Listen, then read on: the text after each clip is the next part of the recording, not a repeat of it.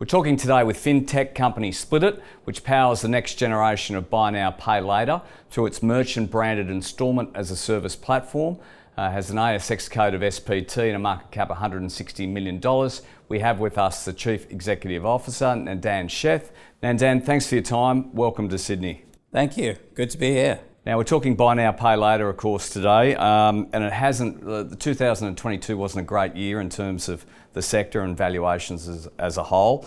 And you've also had some recent announcements. Zebit and Lay-By have announced to delist, and then this morning OpenPay has announced they're going into receivership. So it's been a sector of kind of boom and bust.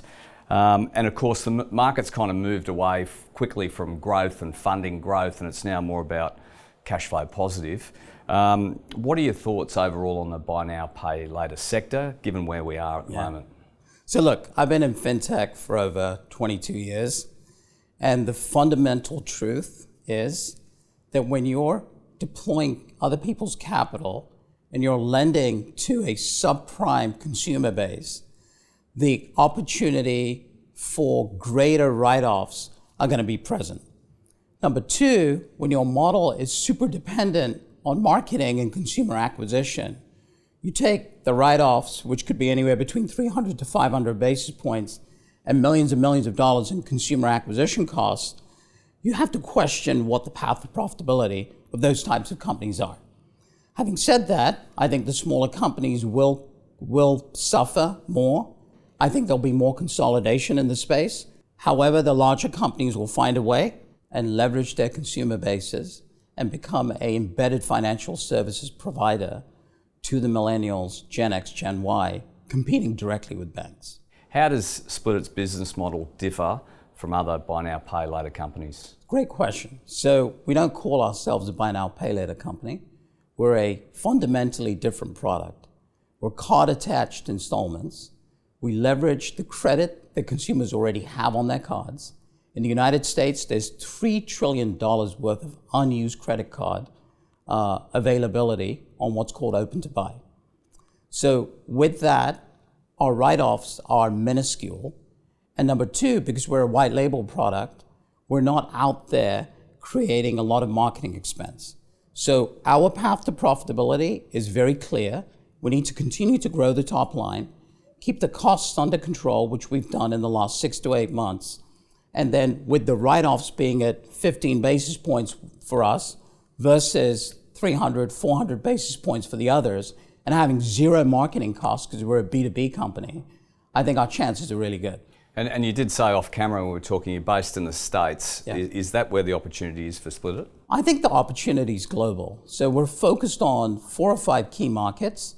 Clearly, the United States is the largest market for us, but Europe is becoming a significant market. Australia, APAC is a great market for us. And we just entered into the Middle East and North Africa. And you've made a number of significant announcements recently in regards to partnerships. Can you give us some colour on what that means for Splitit? Yeah.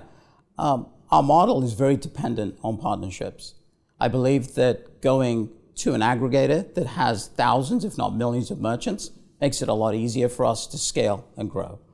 Checkout.com, one of the most successful payments platforms, competes directly with Stripe and Adyen. We're blessed to have them as a partner. They are a distribution channel for us globally. And on the back of that partnership, we closed AliExpress, one of the largest e-commerce marketplaces in the world. Number two, we just announced a partnership with Ingenico, one of the first embedded one-touch buy now, pay later experiences in the world. Ingenico is one of the largest terminal manufacturers, owned by Apollo now.